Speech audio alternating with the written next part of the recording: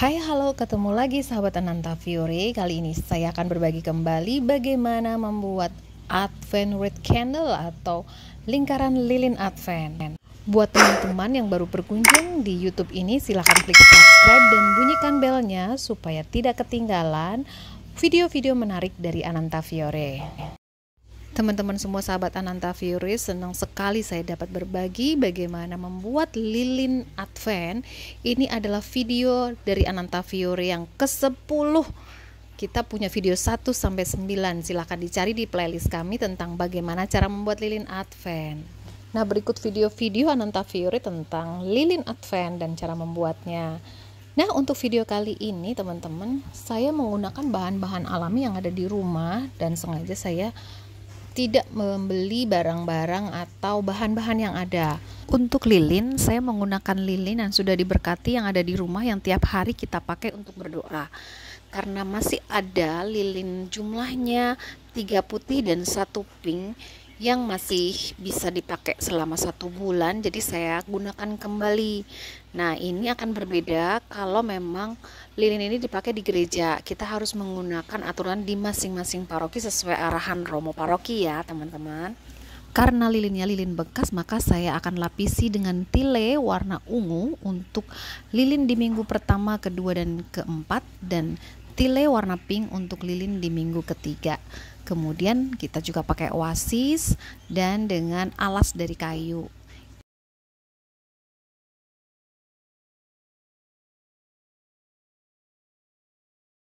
Ya, nah ini panjang kain tilenya kita sesuaikan dengan tinggi lilinnya. Kemudian kita ikat dengan potongan kain tile dan kita gunting di ujung dekat simpul yang kita ikat di dalam lilin. Nah, kurang lebih demikian ya teman-teman. Nah, ini udah jadi untuk lilin yang kita lilit dengan warna ungu, dengan kain tile warna ungu. Selanjutnya kita akan melilit dengan kain tile warna pink untuk lilin di minggu ketiga Advent, yaitu dengan kain tile warna pink juga. Prosesnya sama, kita gunting kain tilenya sesuai dengan tinggi lilin masing-masing ya. Kenapa kita menggunakan kain tile sih? Tadi seperti di awal video saya sudah sampaikan bahwa lilin yang saya pakai ini adalah lilin bekas. Karena kan setiap pagi kita berdoa dengan lilin ya, pasti masih ada sisa. Sayang kalau dibuang lilinnya, dan teman-teman pasti saya tahu beberapa agak susah mencari lilin warna ungu dan warna pink atau warna putih yang sesuai dengan kriteria. Jadi kalau ini kita untuk berdoa di rumah, sebenarnya nggak apa-apa menggunakan lilin yang ada, kita hias kembali. Kemudian saya juga siapkan dengan bunga cemara yang sudah saya ikat dengan kawat. Kemudian saya ikat dengan kawat. Kemudian bunga cemaranya, supaya kenapa pakai kawat, supaya nanti bisa ditancapkan di oasisnya. Nah, oasisnya juga sudah kita rendam. Dan yang alasnya saya menggunakan potongan dari kayu. Kebetulan saya juga nggak beli nih kayunya karena saya minta di dekat rumah saya ada yang menebang pohon. Saya kebetulan diberi potongannya, bapaknya baik banget deh ya. Nah, ini teman-teman, kenapa kok ya potongan kayu ini kita wrap gitu ya dengan wrap plastik? Karena kita akan merangkai di atasnya menggunakan floral foam atau oasis basah. Dimana kalau kita tidak lapisi dengan plastik, kasihan kayunya nanti berjamur, karena ini kan waktunya lama ya, 1 bulan. Sebelumnya ini kayu udah saya jemur dulu, kemudian saya beri pilok gitu ya. Nah, ini sebelum kita pakai, saya bungkus dengan wrap plastik, kemudian saya selotip di kanan dan kiri, depan belakang sampai belakang ya, supaya kuat plastiknya gitu.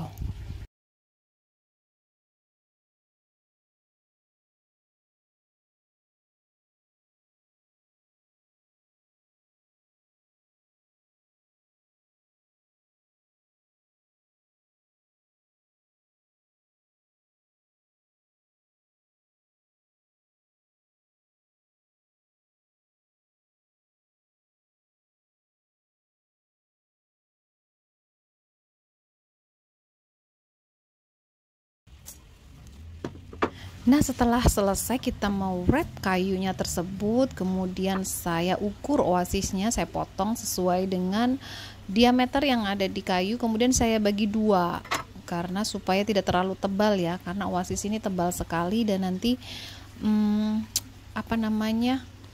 lingkaran lilinnya tidak terlalu tinggi. Jadi saya memang sengaja untuk membelah jadi dua, kemudian dipotong juga jadi dua.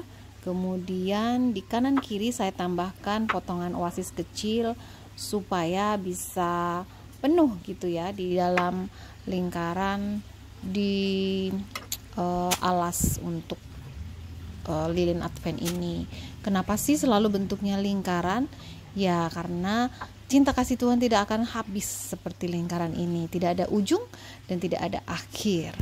Nah, mengingat nanti daun cemara kita akan tancapkan di oasis ini, sedangkan oasisnya ini kita terdiri dari potongan-potongan, maka saya ikat dengan rafia. Nah, karena oasisnya ini oasis basah, jadi pas di ikatannya itu ujungnya saya berikan pelepah daun.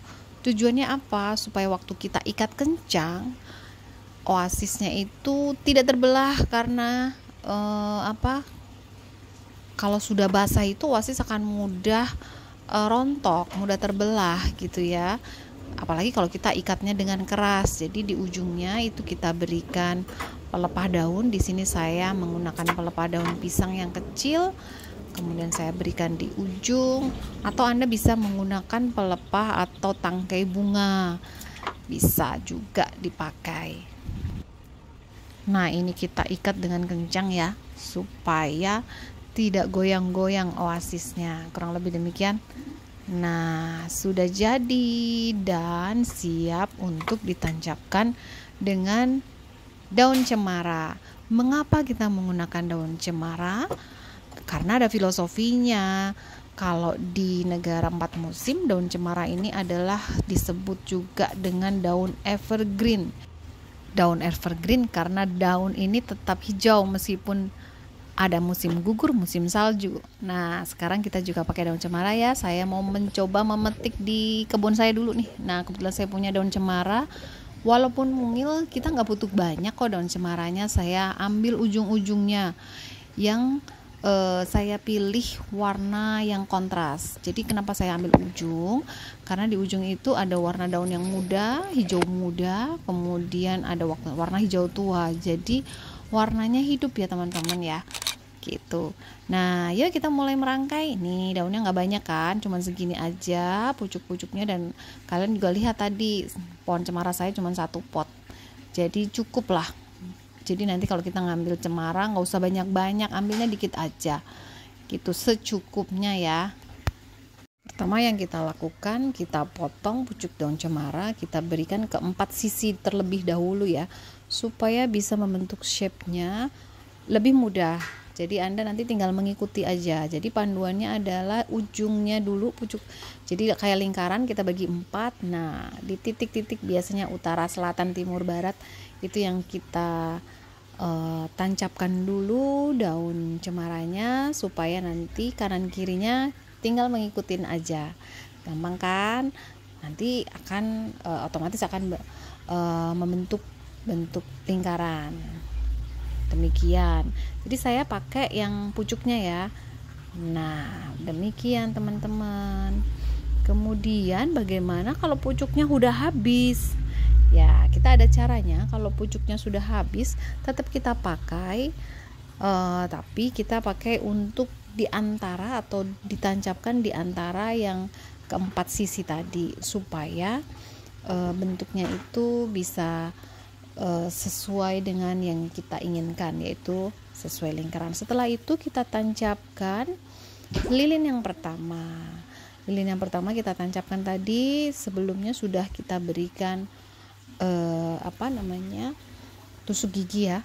Nah, lilin pertama di ujung, lilin kedua, kemudian lilin ketiga warnanya pink di ujung sebelah sana. Kemudian yang terakhir nanti adalah lilin yang keempat. Kebetulan lilin yang keempat ini karena hanya dinyalakan 1 minggu, sedangkan lilin pertama akan menyala selama 4 minggu, lilin kedua juga 3 minggu, lilin ketiga hanya 2 minggu, dan lilin pertama 1 minggu. Kebetulan lilin saya yang keempat ini lebih pendek, jadi nanti yang dinyalakan pertama kali terlebih dahulu adalah lilin yang lebih panjang.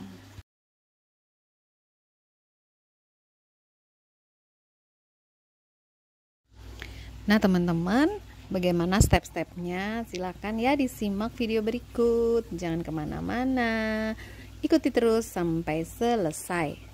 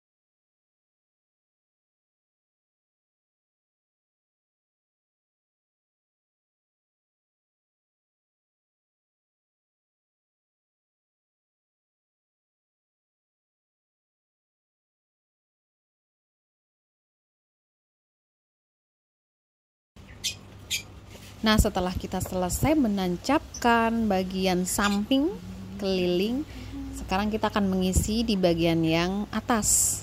Nah, untuk di bagian atas ini, teman-teman, dalam waktu menancapkan kita lebih menarik ke atas sedikit ya. Kalau tadi kita ke kanan dan ke kiri, ke samping gitu ya. Nah, ini agak tinggi ke atas dan jangan sampai tingginya itu menutupi lilin. Nah, kurang lebih ini, jadi kita letakkan jadi agak berdiri sedikit gitu ya, jadi supaya terlihat dari atas itu penuh gitu. Nah, kemudian kalau ujungnya itu sudah habis, kita bisa potong di antara ujung-ujungnya, di ruas-ruasnya itu kita potong dan kita tancapkan kayunya, kita tenggelamkan gitu ya. Coba kita nanti lihat nih ya, ini ujungnya. Kemudian kita potong nih jadi 2. Nah, kita tancapkan demikian. Jadi agak berdiri sedikit. Tapi jangan sampai menutupi lilin ya.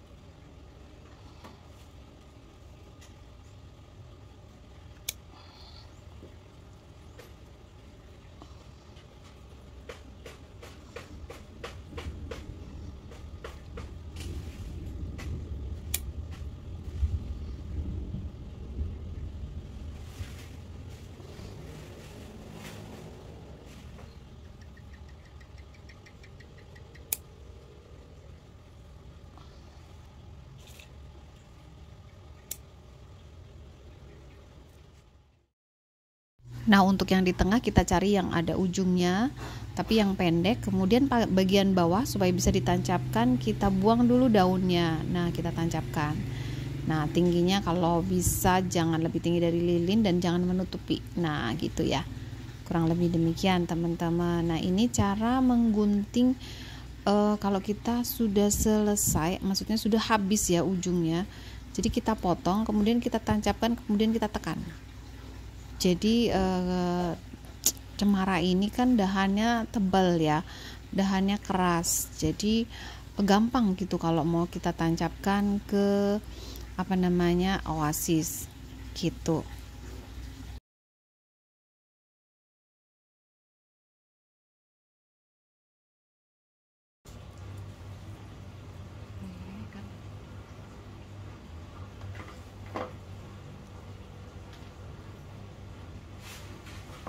Nah, ini contohnya teman-teman, kan ujungnya sudah kita potong ya, kita potong di antara paling bawah gitu, antara yang atas dan yang bawah. Kemudian kita ambil, kita potong, kemudian kita tancapkan si kayu tadi yang pas potongan ranting tadi ya, kita tancapkan di di oasis, kemudian dengan kita tekan. Karena ini kita buang dulu atasnya biar tidak kelihatan bahwa itu bukan di bagian ujung tapi di bawah. Nah gitu, kemudian kita tancapkannya berdiri menyamping gitu ya.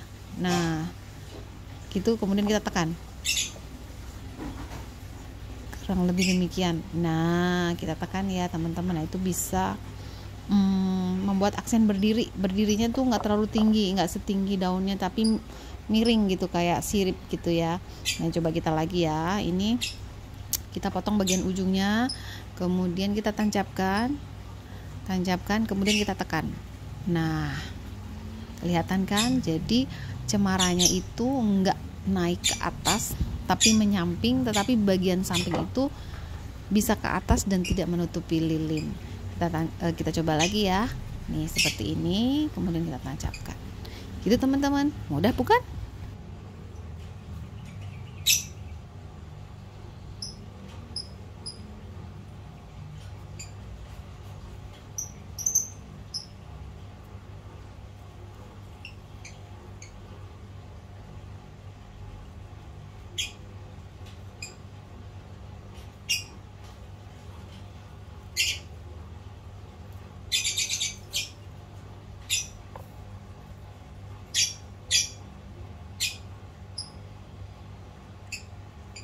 Setelah semua daun kita tancapkan dan oasis sudah tertutup, kita berikan hiasan dengan bunga cemara yang sudah kita ikat dengan kawat tadi ya. Kenapa kita ikat? Supaya gampang untuk menancapkan di oasisnya. Nah ini kawatnya kita tekuk, kemudian kita putar, kemudian kita tancapkan di sela-sela antara lilin yang satu dan lilin yang kedua dan seterusnya. Dan yang di tengah, jumlahnya ini bunga cemaranya ada 4 lingkaran kiri, kemudian di tengah ada 1.